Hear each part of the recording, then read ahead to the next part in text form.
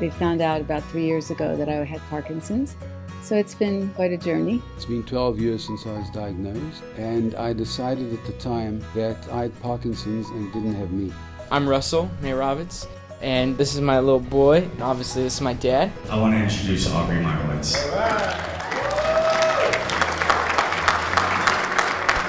When we first started the foundation, we were trying to really find what we were going to do to help the Parkinson's community. The spark to everything was when we were in the same office working together, and my dad had acupuncture sessions. A couple weeks went by and I said, "Hey Dad, you're not going to acupuncture." He said, "Insurance said I can have 3 sessions. Medicine is expensive, insurance is expensive." And that was kind of the whole moment. Over time, it was meet this family, meet that family, and everyone had the same thing. What do you do if somebody comes along and it is a $500 a month situation? Most people can't afford that.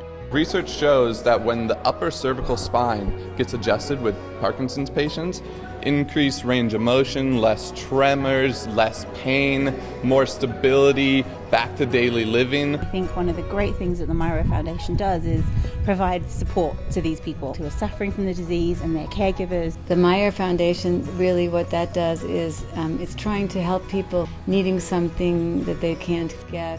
They work directly with families and patients with Parkinson's disease. People who have a shortage or need some bridging or need some help with whatever it is, not for research but making life comfortable for those who've got it. Because there's no cure. Whatever kind of funding that they obtain, they give it directly to the families in ways that is very meaningful.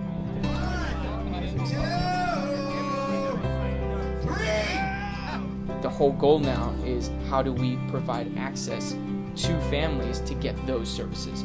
Anybody that says to you you cannot do a thing, ignore them. Remember that your attitude, not your aptitude, determines your altitude. Above all, remember that it's the size of the fight in the dog, not the size of the dog in the fight.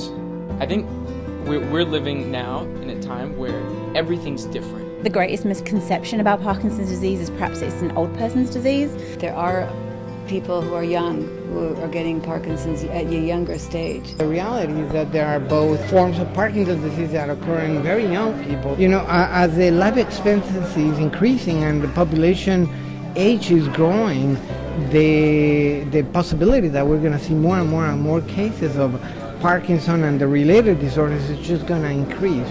We want people to realize at a young generation that you can live a great life with Parkinson's. That's what it's all about.